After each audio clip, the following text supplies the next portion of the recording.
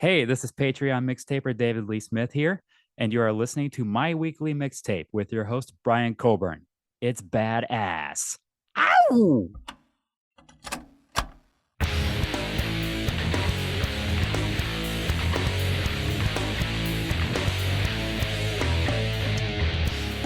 Welcome to My Weekly Mixtape, a podcast that takes the classic mixtape approach to building a modern playlist. I'm your host, Brian Colburn. Today, I'm excited to welcome to the program our first Patreon mixtaper as a guest, and that would be the legendary David Lee Smith, who some of you might be familiar with as he was a guest several times over on Playlist Wars. David, thank you so much for joining me here on My Weekly Mixtape. And thank you, Brian, for having me on your show to talk music with you again. It's been over a year since we did that Playlist Wars thing. You doing all right, man? I'm doing great, and I hope you're doing the same. I appreciate you joining me here. And David, I'm going to start the show the way I start every episode and ask you the question, what does the word mixtape mean to you? You know, the word mixtape can really go a lot of ways because, when people make a mixtape, it can be just a collection of just any songs you like or songs of a particular genre or a particular topic or songs that you want to try to put together for a special someone or songs that mean a lot to particular people, like songs that mean a lot to me or that mean a lot to you. Or it can be that can really go a lot of ways, in my humble opinion, because to be honest with you, I've never really made a lot of mixtape. I mean, I'm not from the whole cassette generation. Well, maybe VHS cassette tapes, but I'm not from the music cassette generation because I'm a millennial here, and I'm one of the members of the younger generation here, and I honestly didn't have a lot of music friends throughout school, or I guess music nerds. I guess the closest music nerds I had were my posse of friends that we had. I guess more or less our Guitar Hero posse, because I'm a huge fan of Guitar Hero, and I give it credit for helping me embrace rock and roll, particularly. But I didn't have a lot of music friends, so I didn't really make a lot of mixtapes. But in this current age of streaming and putting together, being able to do that, to put playlists or mixtapes and all that stuff together. So the word mixtape can really go a lot of ways, in my opinion. Awesome. Well, I, for one, am extremely excited because tonight I know we are talking about someone who is near and dear to your heart because we had an entire Playlist Wars episode dedicated to just one of the albums in his discography, and that would be the late, great Stevie Ray Vaughan. And we talked about In Step. That's right. That's actually a spoiler alert. That is actually my favorite album of all time. That's why I requested to do that particular episode. And I don't mean to brag, but this particular legendary person that's speaking right now, I'm not legendary at all, but I happen to have won that little poll. My first time out, I won. So, but what really matters, it was nice to be on your show, and it really was a pleasure. Likewise, dude. And I think that win was what gave you the legendary status. Nah. At least in Playlist Wars lore, it did. Being that In Step is your favorite album, tonight you've had to use your love of that album as well as the rest of Stevie Ray Vaughan's catalog to put together a bank of songs to bring to the table tonight that we will hopefully build the ultimate Stevie Ray Vaughan playlist. So, David, how tough was it for you to pare down your list of songs to bring to the table this evening?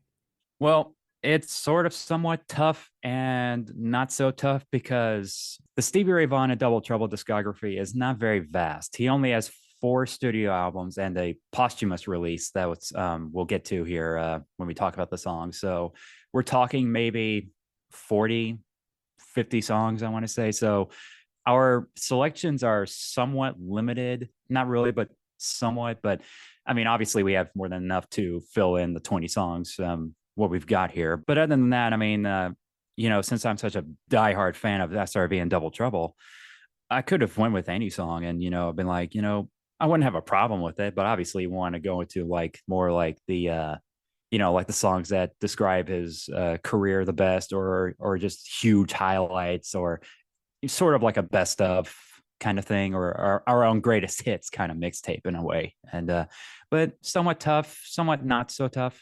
Take it or leave it.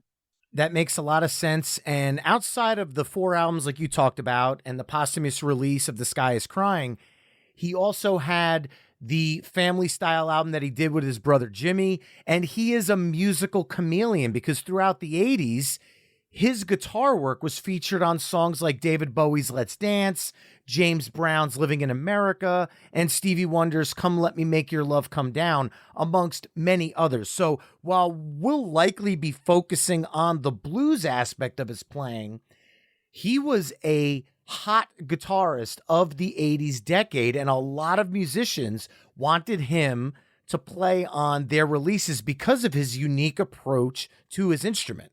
You're not wrong. I think I'm not alone whenever I was shocked. I can't remember if it was my mom or my dad. I want to say it was my mom saying, "Hey, you know who's playing the guitar on Let's Dance by David Bowie?" And I was like, she's like, "That's Stevie Ray." And I was like, I know I'm not alone in that, because I'm sure a lot of people were like, whenever they first heard that, I'm sure they were like, "Who is this guy?" Because he's the guy that led the charge of the blues revival in the 1980s. I completely agree. When you have people like Albert King bringing him on his albums and live shows for the In Session album that took place in the 80s, you're getting a nod from one of the greatest blues players ever. And to me, that In Session was very much a passing of the torch from one generation to the next in modern blues rock music. And I feel like that is what Stevie Ray Vaughan embodied in the 80s and is going to be kind of the core of the music we're talking about tonight. Oh, no doubt. I mean, he led that charge, and that's what made him so special. Well, let's get down to business. Tonight, as I mentioned earlier, David and I will be curating the ultimate Stevie Ray Vaughan playlist, and we're going to use the old cassette deck approach, meaning our mixtape will be broken up into two sides, side A and side B. David, as my special guest, will begin side A with his first song choice, and then I'll add a song that I feel best follows up that choice.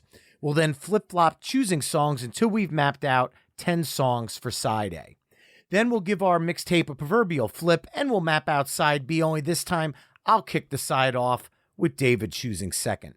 Our overall goal for this episode is to craft the best Stevie Ray Vaughan mixtape possible through only 20 songs.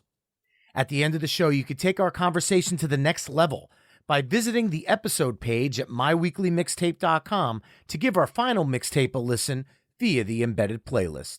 And finally, if you like what you're hearing on the show, please consider becoming a Patreon mixtaper at patreon.com/myweeklymixtape. Now, before we hit the record button on this mixtape, some of the fellow mixtapers chimed in with songs they feel would best kick things off. And with that, I want to share some of those. So, David, you and I have some food for thought going into this. Go ahead. Patreon mixtaper Kevin Seeker chimed in with The House is Rockin' off of In Step.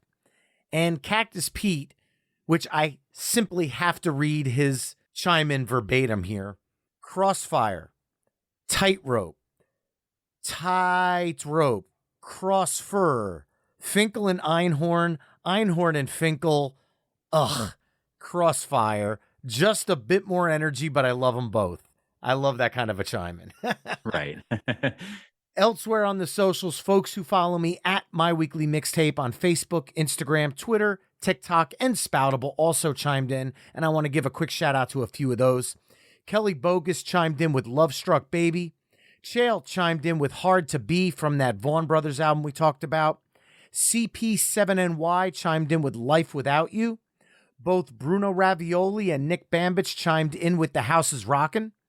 Tim O'Sullivan chimed in with Couldn't Stand the Weather. John Farrell chimed in with Tightrope. Zach Deuce chimed in with his live cover of Stevie Wonder's Superstition. And Movie Psycho chimed in with Any. They're all great, which is a sentiment that I safely could say neither one of us here would argue with. Nope. He's not wrong. So with so many great songs to choose from, David, I'm going to officially press the record button on this mixtape and turn the mic over to you. David, what song are you choosing to kick off our ultimate Stevie Ray Vaughan mixtape with, and why? Okay. I had to really think about how I'm going to start this off here. But I'm going to start with the lead-off track from In Step, like we did on the playlist wars for In Step. I'm going to kick things off with The House is Rockin'. It's one of his well-known songs, and it's a great song. I mean, we talked about this when we talked about In Step with the playlist wars. God, it's already been over a year since we did that. Man, time flies. But his guitar tone is awesome. I love Reese Winans on the piano, and not to mention Chris Layton on drums and Tommy Shannon on the bass are no slouches either.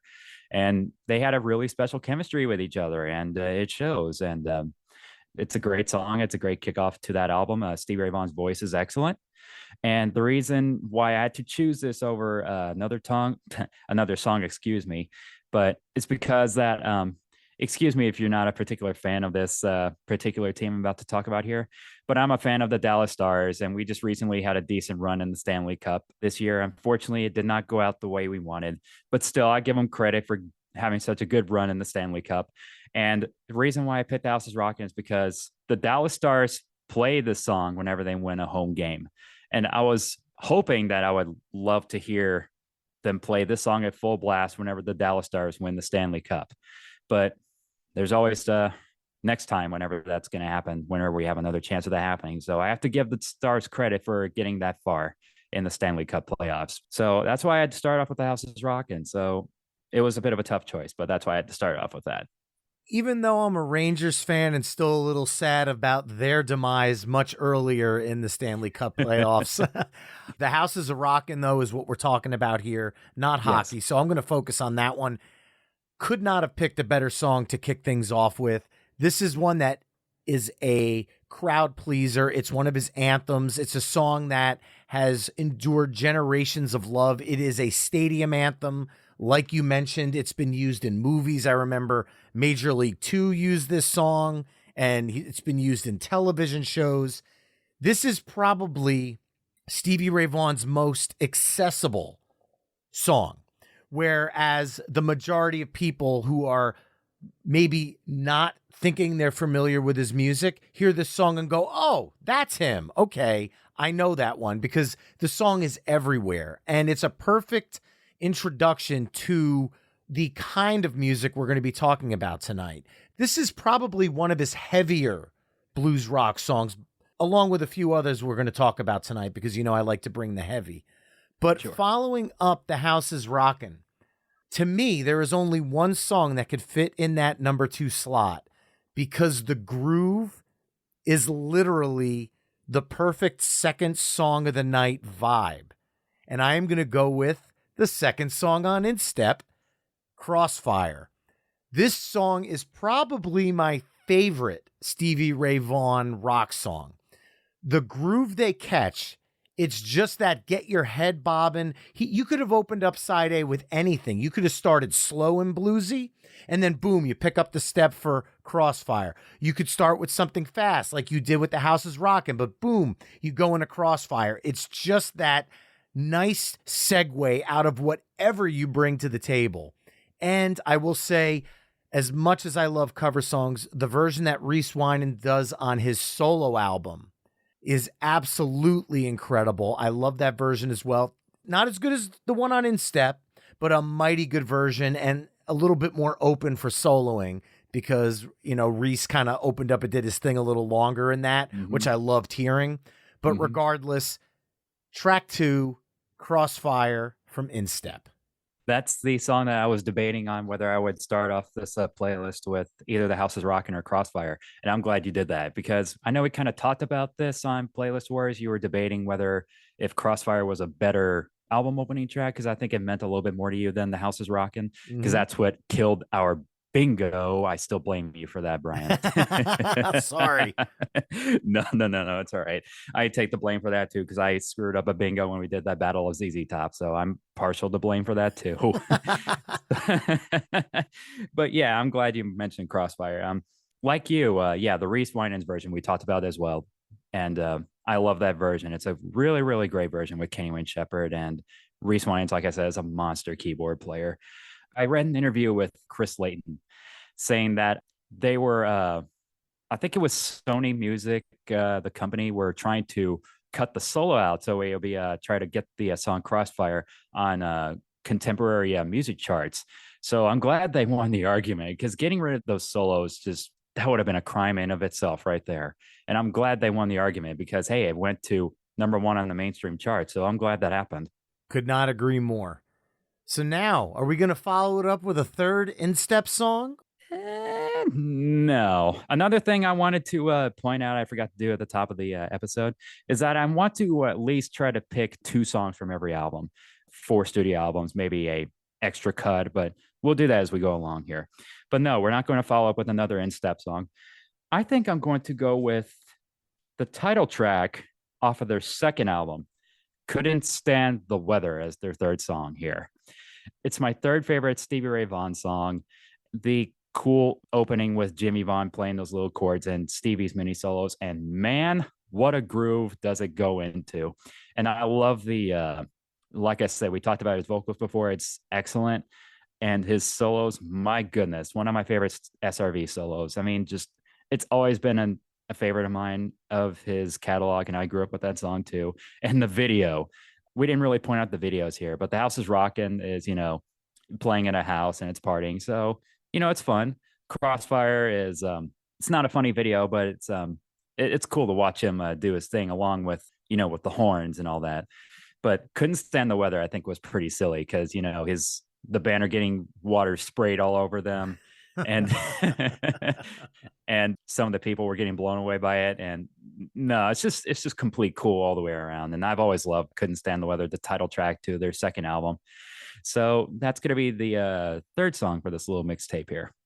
Well, I have that on my bucket list, so you scooped me on the track, but I will tell you this. Next to each song, I like to put a word that kind of gives me an idea for when I'm looking for kind of how to bounce off of what you've chosen. And I had one word written next to Couldn't Stand the Weather, and that word is groove. You nailed it. This song has such an undeniable groove. Even the start and stops in the riff itself, where the whole band just stops and picks it back up on the offbeat, it really grooves. And it's a style of blues playing that was different than your typical blues rock that you would hear in the 70s. This had a, dare I say, a danceable aspect to it, which was not a part of blues music per se. And this groove is something that really goes throughout a lot of the songs in his catalog. So I'm so glad you brought that up. And I am going to follow that groove up with a cover song because I love my covers. Mm-hmm. And this cover is a song that was originally recorded by Writer Unknown. It is literally written that way on the face of The Sky is Crying from 1991. But I'm going to assume that the vibe that Stevie Ray Vaughan was going for on this song was that of the amazing Johnny Winters version. And this is the opening track on The Sky is Crying, Boot Hill. This song is a blazing blues rocker that really showcases how incredible Double Trouble and Stevie Ray are as a unit. Because the song, again, has this undeniable blues groove, but it is heavy. The tone that Stevie Ray is pulling off in this song is unbelievable, and it's such a fantastic way to open up an album, especially because this was kind of marketed as his last hurrah, so to speak. Obviously, there were deluxe editions and box sets that came, but at the time, this was kind of put out there as his final musical statement. And I bought it the day it came out, and it has always resonated with me, kind of at the same level of Instep, because Instep was his final official album, and this was kind of the one right after. So it's almost like the end of the set and the encore, these two albums together for me. So that is what I am going with, following up Couldn't Stand the Weather with Boot Hill from The Sky is Crying. That's a great choice, man. And you're not wrong about the chemistry of Stevie Ray and Double Trouble, or I guess Triple Trouble, since they added Reese Winans, but they kept it with Double Trouble. But I hate feeling like I'm leaving out Reese Winans, because even though they brought in Reese Winans with the Soul to Soul album, that's when he made his debut with the band. But yeah, it's definitely a heavy blues. But then again, it's very, like, whenever you hear that guitar tone, it's completely distinctive. And whenever you hear that guitar tone, that's SRV. And then he does things like a playing style, and you'd say, yep, that's him. But like any other great guitar player, they're very distinctive to point out. It's like whenever you hear stuff, you'd say, like, oh, that's Eddie Van Halen. Oh, that's Stevie Ray Vaughan. Oh, that's this person. But yeah, it's definitely heavy groove. So very good choice. As a matter of fact, I re-listened to Couldn't Stand the Weather last month because it was recently the anniversary of that album. And Mhm. I listened to the deluxe edition that had that, because some of the tracks that were on This Guy Is Crying and some other like archive albums were on like expanded editions of certain albums, and Boot Hill was Yes. on there. I don't know if it was a different take done in a different year, because sometimes some of these songs were done in different album sessions. So I think there's like a couple versions of Boot Hill and a couple of other songs that we might point out here. But yeah, definitely a great choice for sure. Huh. How do I want to follow that? Oh boy. I think we'll go to Texas Flood. We got to bring in what's one of his most recognizable songs.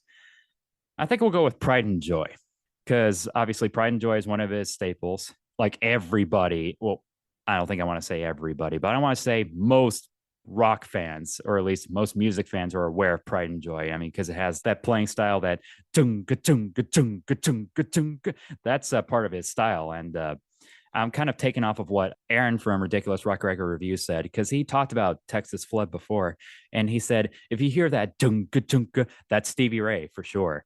And he does do that a couple of his songs, but Pride and Joy is no exception. I mean, what can be said? It's a great riff, great solo, one of his most recognizable songs.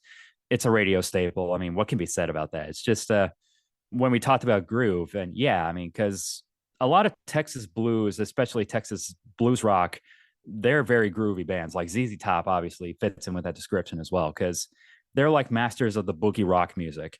And listening to them and ZZ Top made me really appreciate boogie rock. Just awesome guitar music that makes you strut your hips or whatever you want to do. Kind of headbang a little bit. But no doubt about it, Pride and Joy makes you do that a little bit. So it's a classic.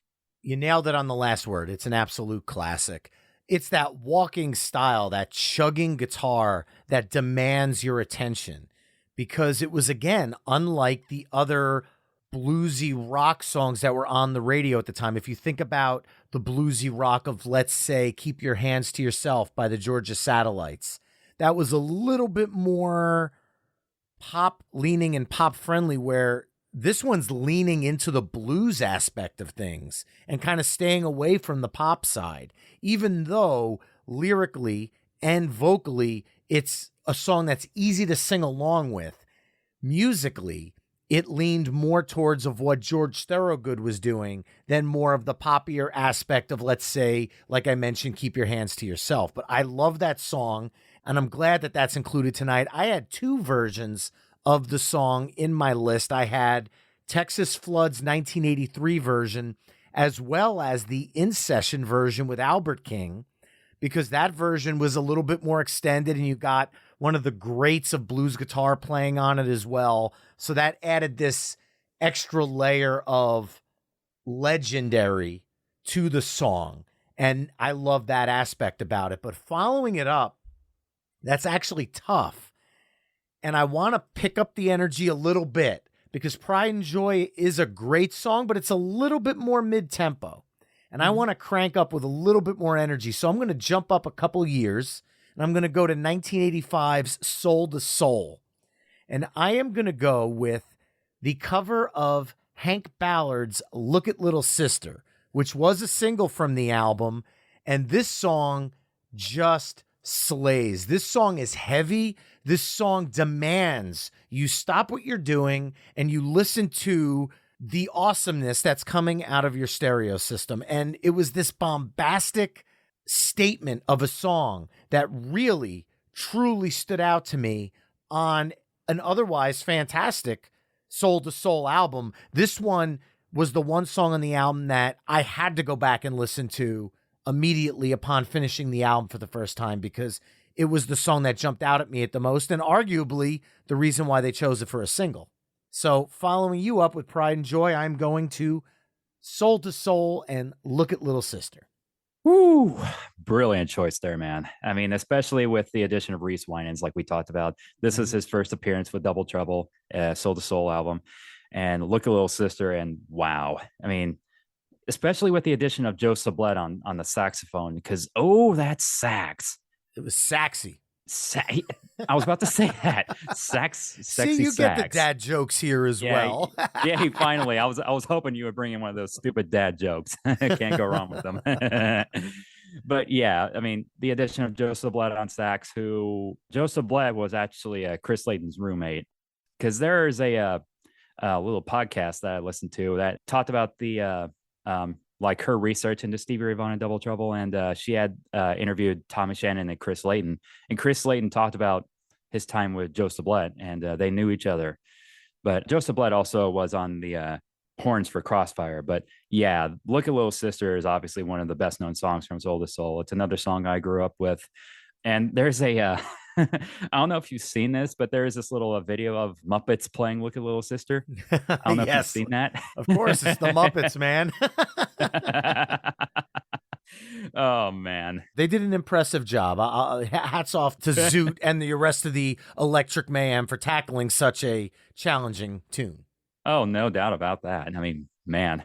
And also, Look at Little Sister is obviously known for, if you guys are familiar with the Austin City Limits in 1989, this Mhm. is a song where Stevie Ray broke the guitar string. But you know what? Guitar string, no problem. He plays things how he feels, and he doesn't try to play it exactly off the album. He just plays whatever his soul tells him to. And there are many ways for it to sound good, and it still sounded great despite the broken string.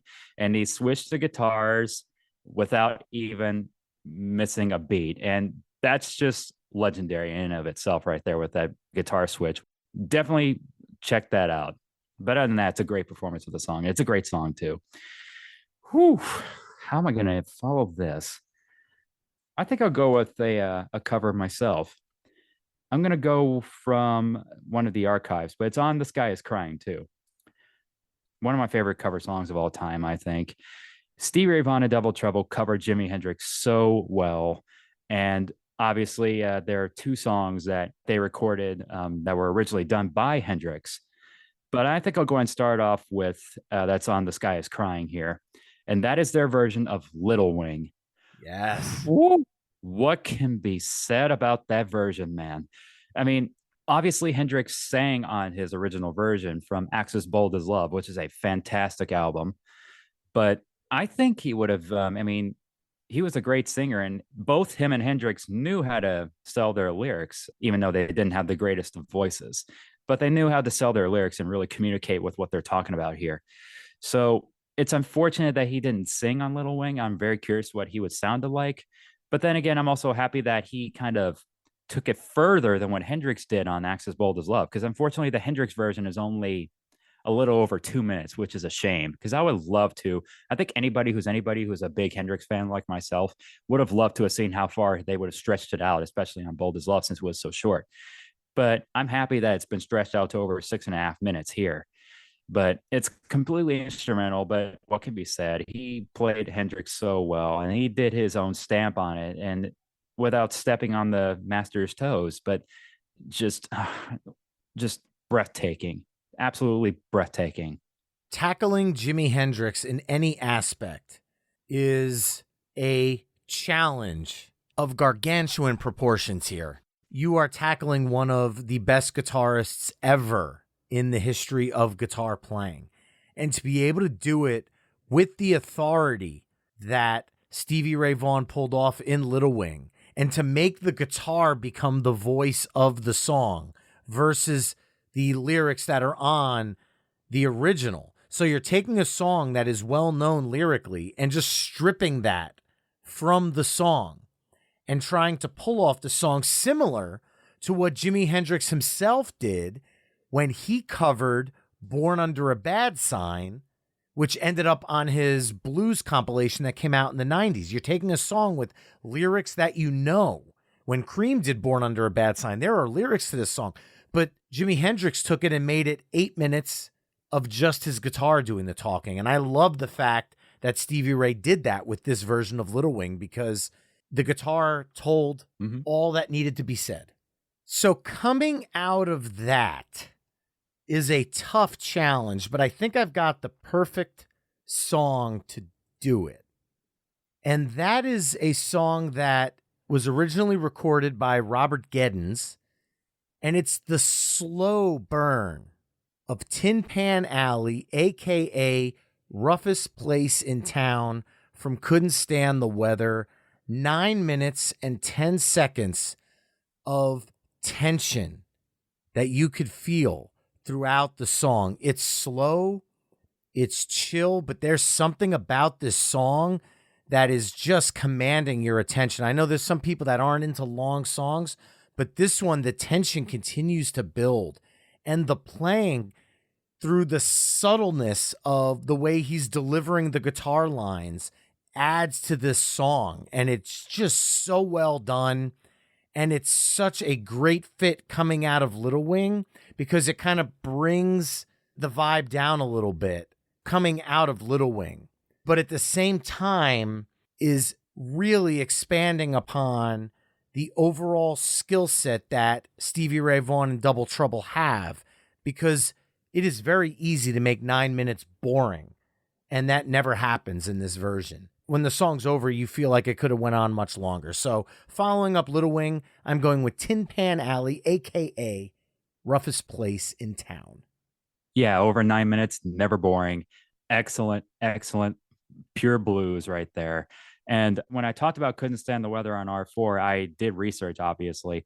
And their manager at the time, who was John Hammond, I believe that he stated that that was actually a one take solo, and he told Stevie that he couldn't do a better job than that. So it's always fascinating to hear like a one take story from any musician. It's always fascinating to hear that. But yeah, absolutely brilliant. And there's also a very good version of him playing that with another well known blues legend who goes by the name of Johnny Copeland. It's also on the live in Montreux because Stevie and Double Trouble played at the Montreux Jazz Festival twice. They're both on live albums. Well, they're both on the same little live album set, but they're two CDs. Mm-hmm. The first performance was done in 1982. That was when they got their big break, where they met Jackson Browne and David Bowie. And they also played it again in 1985. And they played that with Johnny Copeland. They also did play a couple more songs with Johnny Copeland, which I think are really cool. But unfortunately, they were cut off, which is a bit of a shame. But nonetheless, that song is just absolutely brilliant. Just pure blues all the way through. Not boring even for a second. Ooh, okay. I think I'll go with my pick from Soul to Soul. I think I'll go with one of the more well-known songs from that album. I'm going to go with Change It. That's another childhood favorite of mine right there, because it was, I don't know if it was a single or not, but it did have a video where it had Stevie walking into a barn and somewhere out in the desert somewhere, and just pure cool from him. And it's an excellent song. I remember growing up with the song a lot, and it never gets old for me. Still kind of has a bit of a mid-tempo kind of groove, even though we're still kind of picking things up a little bit after the cool down of Tin Pan Alley. But I still, it's a well-known song in the canon of Double Trouble, and it's another very, very good groove, especially his vocals, like we talked about earlier. And I hate to feel like I'm kind of burning on Soul to Soul here a little bit, but even though it's my least favorite album of their catalog, but I still love Soul to Soul, no matter, and no question. But that was when Stevie was at his lowest point in his life, because he was dealing with his addiction, and his personal life was just not so good.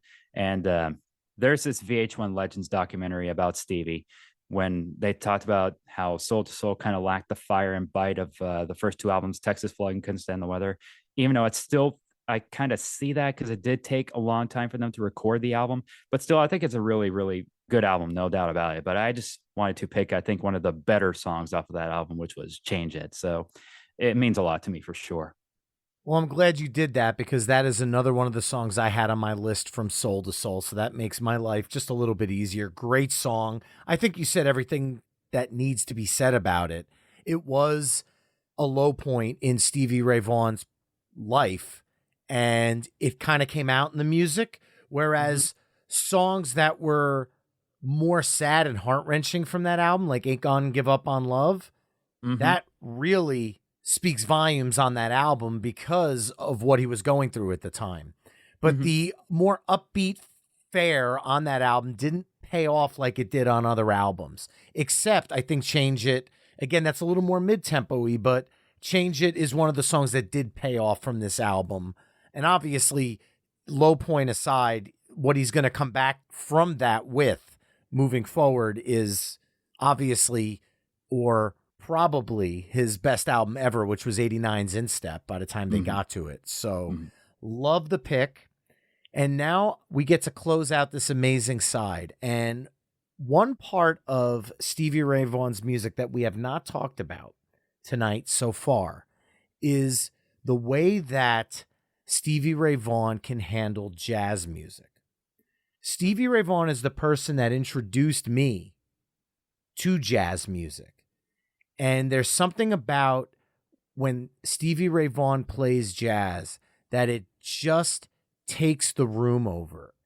And he speaks to you through his guitar in a way that not many guitarists have ever done. And because one of Stevie Ray Vaughan's jazz influences is Kenny Burrell, I hear Hmm. elements of Kenny Burrell in this song. And this song closes a Stevie Ray Vaughan record, which I think is amazing. So the song that I am going to choose to close out side A is the beautiful jazz stylings of Lenny from Texas Flood, a song named after his guitar. Oh, just pure beauty from start to finish. Yeah, not only the jazz influence like Kenny Burrell, like you said, he also did that with Stang Swang from Couldn't Stand the Weather, but that's pure jazz swing, Yes. which is a very, very cool tune in of itself. But yeah, Lenny, you can hear like a bit of Hendrix in there as well. You can hear many influences in Lenny. Like obviously, he's not just a blues player. He's well versed in the rock. He's well versed in the jazz, like you said, like Kenny Burrell, which I'm yet to dive into. I mean, I have a lot. I still have a lot more to dive into, but yeah, I have that in my head for sure. If you're going to dive into Kenny Burrell, Midnight Blue. It has Chitlin's Con Carne on it, which Stevie Ray Vaughan covered on The Sky Hmm. is Crying. And to me, that is the perfect introduction to his music. And I think if you're a fan of the style like Lenny and Chitlin's Con Carne, that's a perfect place to start. Gotcha. Because I'm obviously familiar with his version of Chitlin's Con Carne as well. Because so yeah, he's definitely in my head for sure. I just haven't gotten around to him yet, but it will happen. It will happen. But yeah, another fun fact is that his first wife, legendarily, he called his first wife his first guitar, but his actual first wife was a woman who went by the name of Lenny Bailey.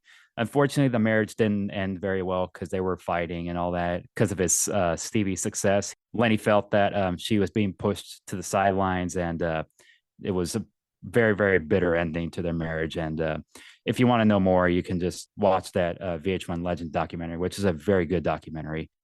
But yeah, absolutely. Lenny is a very beautiful song and one of the beautiful ballads that he did. And I love his ballads, especially if they were just instrumental ballads.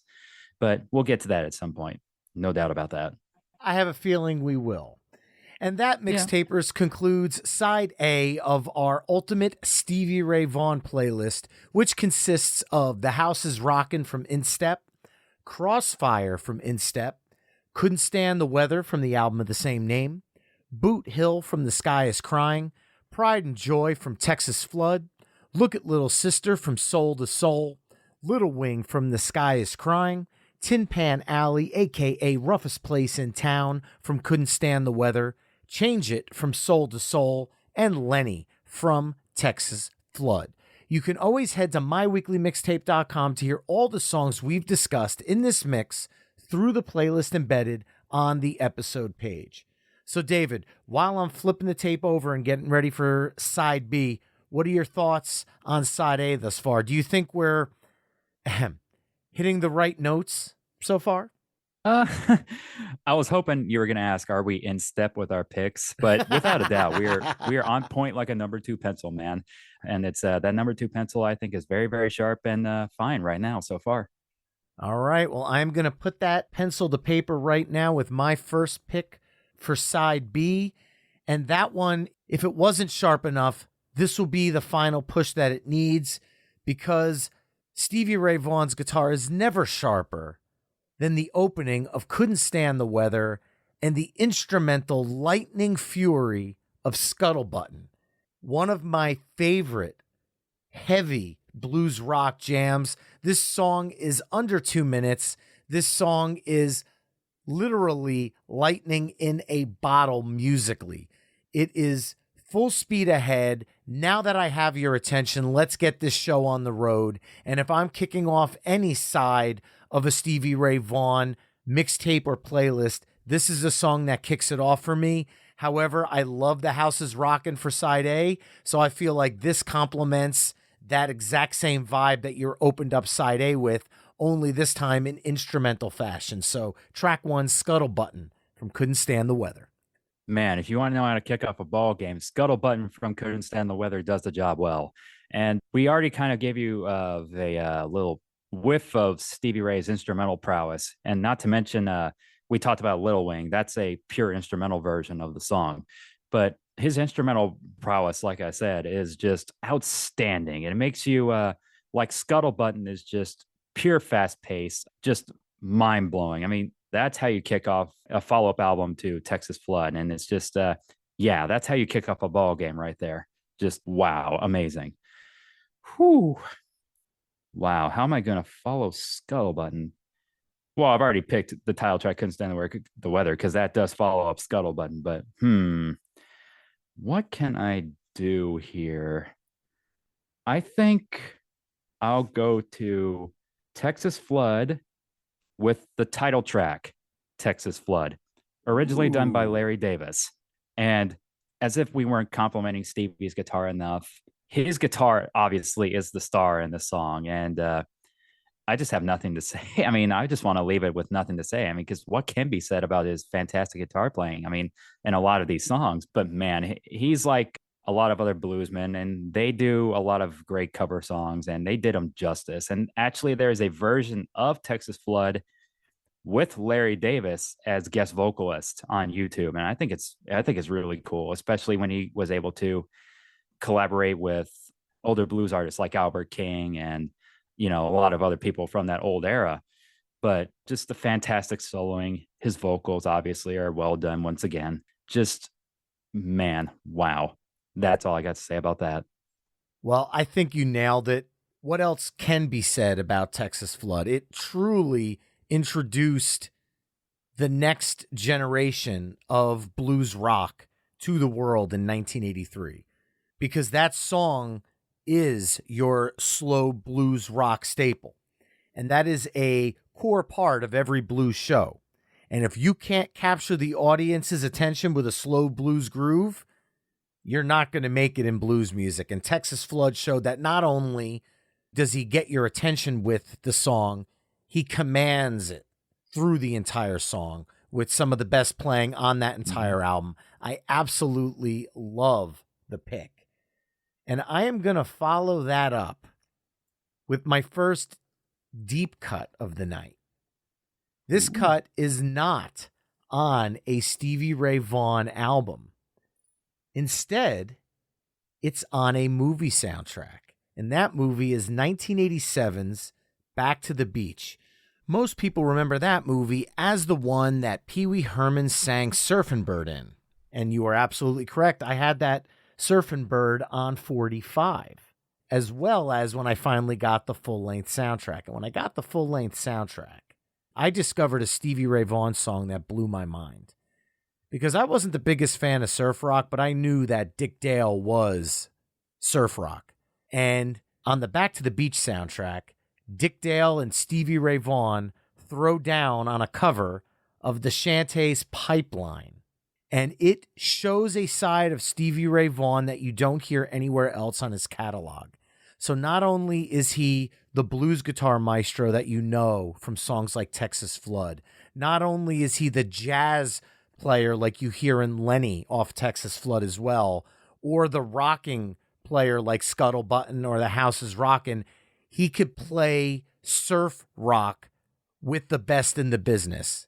And that is what this song says. This shows just how much of a musical chameleon he is.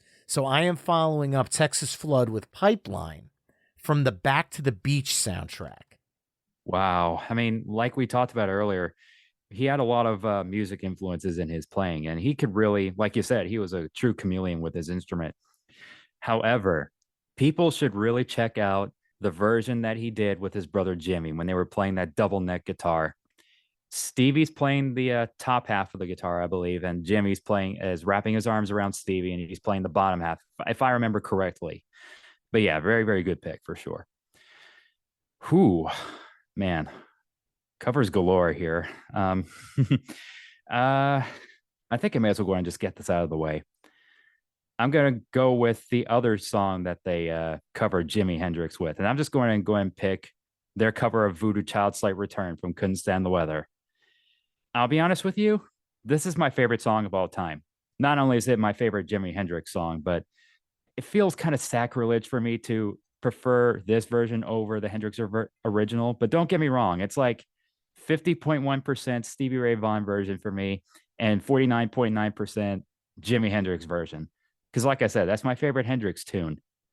But Stevie Ray Vaughan is my all-time favorite musician, and I personally take this version just barely by an inch over the Hendrix original. I mean, like when we talked about Little Wing, he covered Hendrix, and I want to say Stevie Ray Vaughan and Double Trouble are my favorite band to cover Jimi Hendrix, and they did it so well without stepping on Hendrix's toes. And 8 minutes, especially the live performances that he does, is just absolutely electrifying. I could ramble on about this song if I wanted to, but just amazing, straight front to back. I'll add a third version that competes for my crown of the voodoo child, so to speak, and that is Kenny Wayne Shepherd's studio version B-side from the Blue on Black CD single that came out in the 90s. You can't find it on streaming, but you can find it on YouTube. And Kenny Wayne Shepherd makes a great case for why all three songs should be sitting at 33.33333 infinite to see which one is the best, because to me, they're all brilliant, all three versions. And I cannot choose between them. Kenny Wayne Shepherd he carries the Voodoo Child Slight Return torch very well, and especially with Chris Layton in his band. He carries that torch so well today. But following up Voodoo Child is a tough one, because that's got a really defiant ending to the song. So I think what I'm going to do is flip the script musically a little bit. And I want to bring into the conversation tonight, because we haven't talked about it yet, 1990s Family Style. While it's not a Stevie Ray Vaughan and Double Trouble album, it's definitely an album that belongs in this conversation. Obviously, his brother still carries the torch for him to this day, but you go back to that album, there's a ton of incredible music on it. And the one that I'm going to pull is where the brothers talk to each other through their guitars on an instrumental original with the same vibe, again, musical chameleon, of Booker T and the MG's Green Onions. But this was their song, their original, and it came from that mindset, and it's Hillbillies from Outer Space. Just a fun, groovy, soulful tune where they talk to each other through the guitars, and I absolutely love it. And it kind of brings the brothers together for a song as part of this mixtape we're making tonight. So I'm following you up with Hillbillies from Outer Space from Family Style. Man, that album I think is very underrated. And like I said, I'm very happy that they did that album together. And Hillbillies from Outer Space is a very interesting choice, because that's when Jimmy Vaughn kind of does his little more or less organ licks on the guitar, especially since he does he uses what's called a Leslie rotating speaker effect. I mean, he's one of those guys that loves to use the Leslie every now and then. But yeah, it's a very interesting tune, and it was a good way for him to go out, especially if you were to watch the video for the song TikTok. It's just so, I could only imagine what Jimmy was going through when he was making that video. And sure, Stevie sings on that song, but there's no Stevie on that video, because that was done right after he passed. So I can't comment about what Jimmy was going through at the time, but no doubt about it. It was just very bittersweet that we lost such a bright light in this world. Such a bright light that Stevie was. Mhm. But we'll get to the bright light bit here pretty soon here. But nonetheless, to follow that, I think I'll go. Uh, hmm, man, so many good ones. But I particularly love this version. This is another song that I grew up with a lot, and that is their cover of Stevie Wonder's Superstition. Yes. Yes, yes, sir. Yeah, baby. Any blues artist worth their salt has to, they do, a lot of blues artists do a lot of cover songs of older tunes. And man, does Stevie Ray Vaughan and Double Trouble, yet they nail in yet another cover. And one of my favorite SRV covers, obviously the version of Superstition, which was actually from the Live Alive live album. But it was actually done as, I believe it was done at Stevie Wonder's studio, if I remember correctly. I could be wrong about that. But if I remember correctly, I think it was done at his studio. And the video, man. Oh my Yeah. goodness. I loved his sense of humor too, especially in some of his videos, and how the black cat was getting in Stevie's path, especially when he woke Stevie up from his nap at the very beginning of the video, and him throwing the boot and all that, and all the signs of bad luck just occur throughout the video. It's just oh my, it's just nonstop. It's cool and hilarious at the same time, but the song itself is yet another groove, and yet another fantastic solo from Stevie. It's just, man, these guys really, they really did faithful covers, and they really had genuine love of these songs. And you could tell they had genuine love, especially for Stevie's case. They did these a lot of covers so well, and Stevie Wonder's Superstition is obviously no exception. It's another childhood favorite of mine. Just amazing. Easily the best Stevie Wonder cover ever, in my humble opinion. Even more so than Higher Ground by the Red Hot Chili Peppers, which I also love. But Stevie's Mm-hmm. Superstition, which other bands have done Superstition in the past, never like this. This version is funky and bluesy simultaneously. It honors the original but brings it to a new place. It's everything I love and adore about cover songs, all wrapped into one perfect Live Alive album, which is a fantastic live offering and the first one we've talked about tonight. So I'm really stoked to see that in there. And coming out of it, I want to stay with the funky a little bit. And I think I'm going to do that by bringing in Tightrope from 1989's Instep. Because I think coming out of Superstition, you want to go with one that's a certified classic of Stevie's originals. And this is certainly one of them. It's another one of the best songs on Instep, my favorite album of his. And I couldn't talk about this album enough tonight, so I wanted to make sure to bring it up again.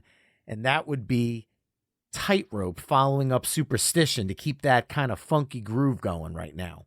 And I'm very glad you did, because like when we talked about the Playlist Wars episode of Instep, Tightrope is yet another song that I grew up with, and it holds a special place for me. Instep is mainly about Stevie's addiction stories and how he battled his battles with addiction at that time and how he was able to overcome them. That's obviously what Tightrope is about. Some of the lines obviously are on the nose, like we talked about before. And the Instep album was what really inspired me to make sure to not go down the alcoholic path. Because if I remember correctly, I hate to kind of veer off a little bit, because I've only done like very tiny sips of wine when I was a kid, but that was just very, very tiny sips. But other than that, I never drank any alcohol, to my knowledge anyway. I never done any smoking or any of that stuff. So I'm very happy that Stevie Ray changed my life. So that way I'll never be able to I'll never go down that path that he did, and it almost killed him as a result. So I'm happy he was able to live and make Instep, and very make an inspiring album like Instep. But yeah, I love the funky groove of Tightrope, his vocals again, and the solo obviously. But what can be said about his solos? Because they're just so tasty, so soulful, just able to wring the emotion and soul out of that Fender Stratocaster that he had.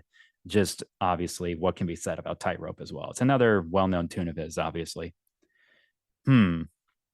Well, we're already coming towards the end here, and I want to kind of get a bit softer here. I mean, I know I would love to keep the momentum going, but I think we can kind of transition every now and then, because since we're, like I said, we're getting close to the end here.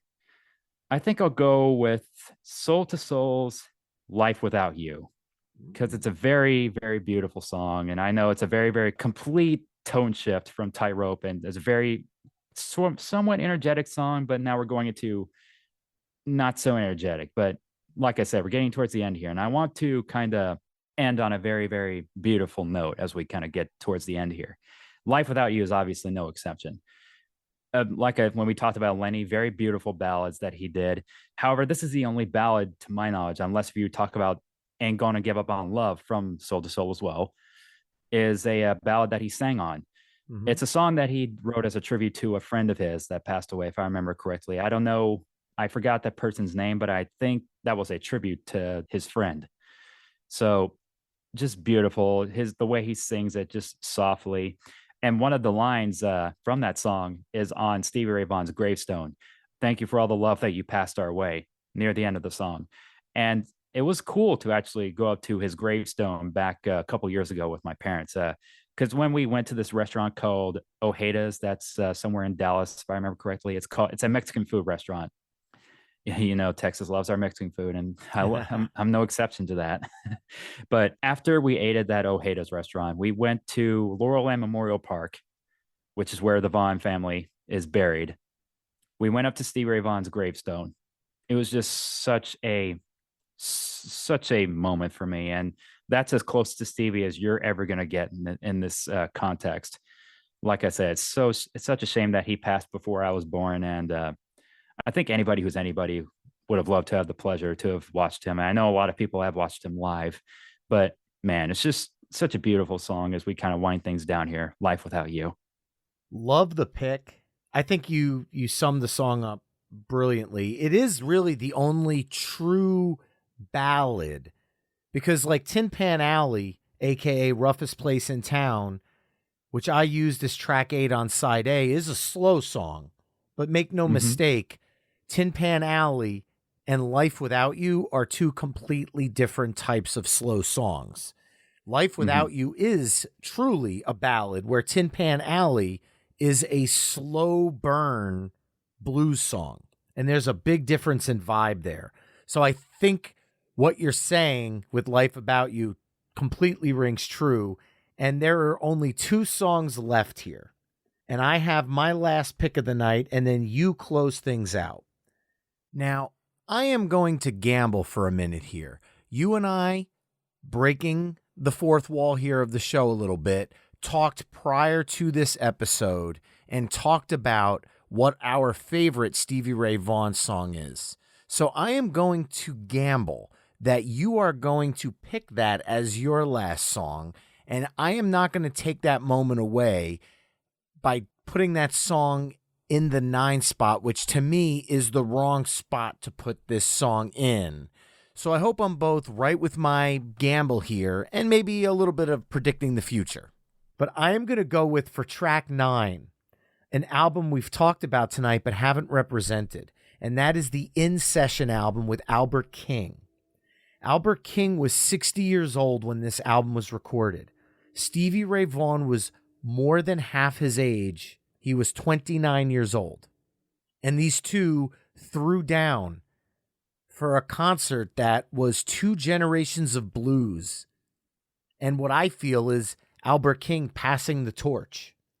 And the opening song on that CD is a cover of Aaron T-Bone Walker's Call It Stormy Monday or Stormy Monday. A lot of people know the Allman Brothers version of this song. It is a blues staple, a classic.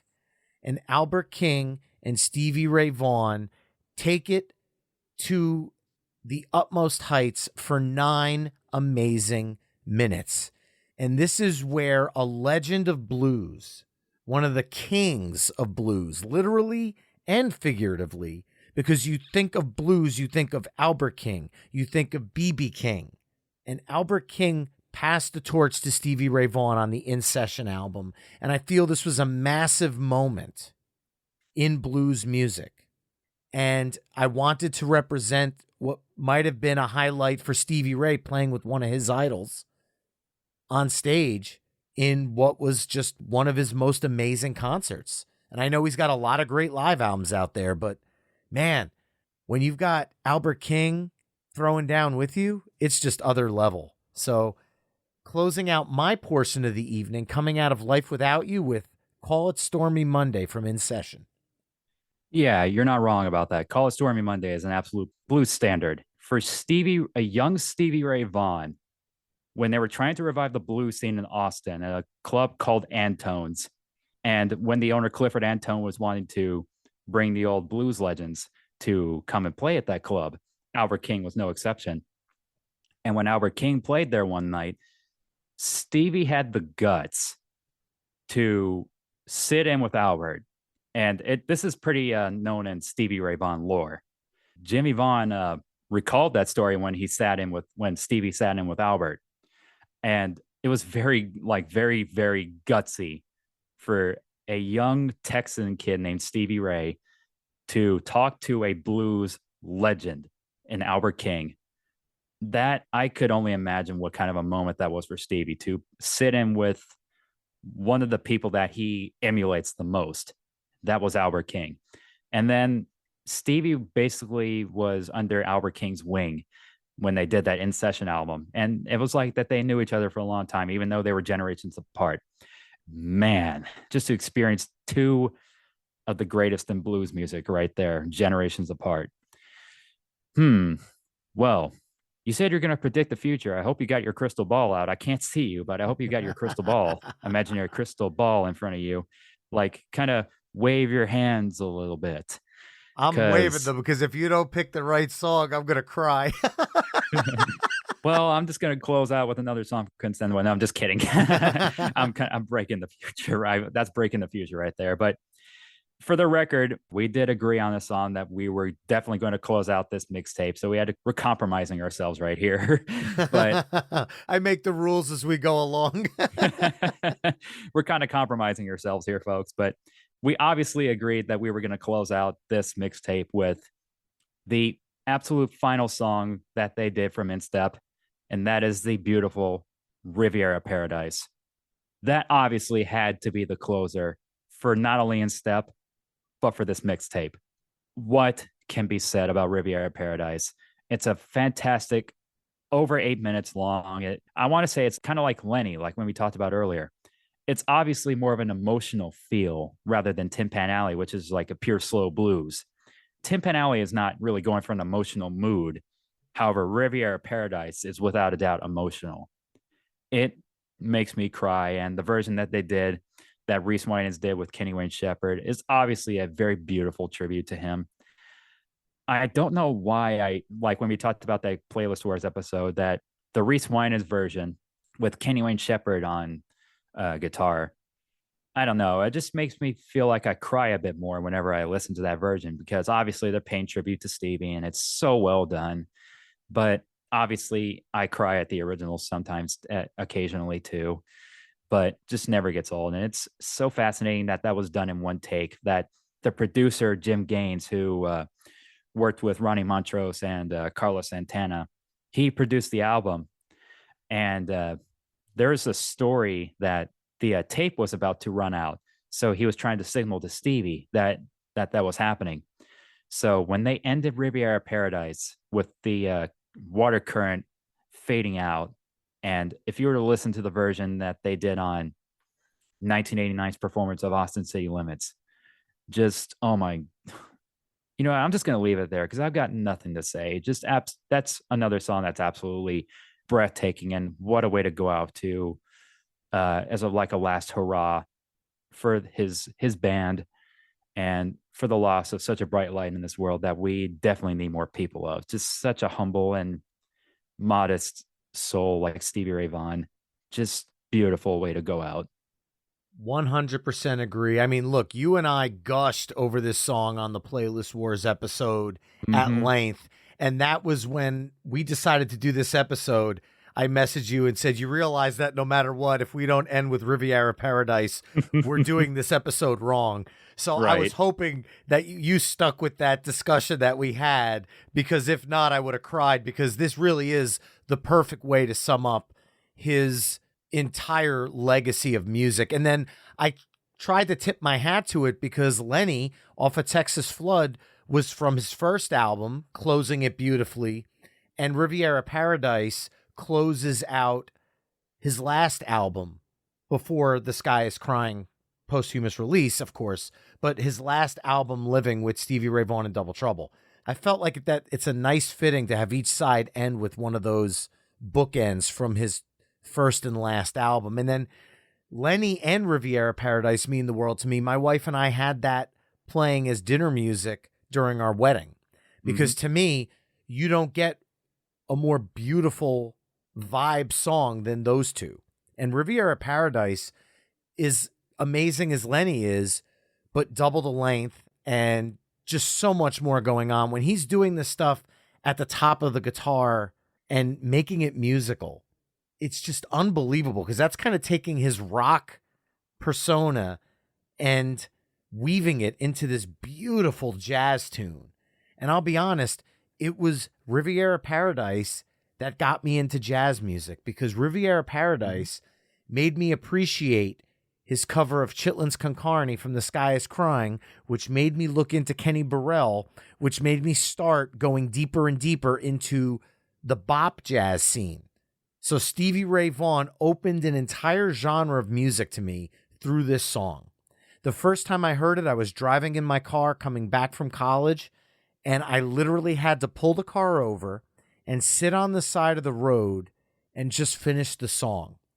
I was completely taken by this track, and I ran out and grabbed Instep on CD the very next day.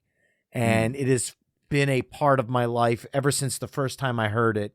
It rocketed up to the top of my favorite songs of all time list, probably my favorite instrumental of all time, and easily my favorite Stevie Ray Vaughan song of all time. So hat tip to you, sir. A perfect way to close this Stevie Ray Vaughan Side B mixtape, which started with Scuttlebutton from Couldn't Stand the Weather, Texas Flood from the album of the same name, Pipeline with the amazing Dick Dale from the Back to the Beach soundtrack, Voodoo Child Slight Return from Couldn't Stand the Weather, Hillbillies from Outer Space from Family Style, Superstition from Live Alive, Tightrope from Instep, Life Without You from Soul to Soul, Call It Stormy Monday from In Session, and Riviera Paradise from Instep.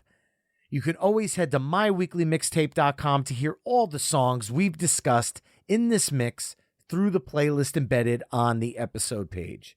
David Lee Smith, first, I want to thank you for being the first Patreon mixtaper as well as supporting the show since its launch. Honestly, it's support from people like you that make it possible for me to continue to do this show solo week after week. So from the bottom of my heart, thank you for that.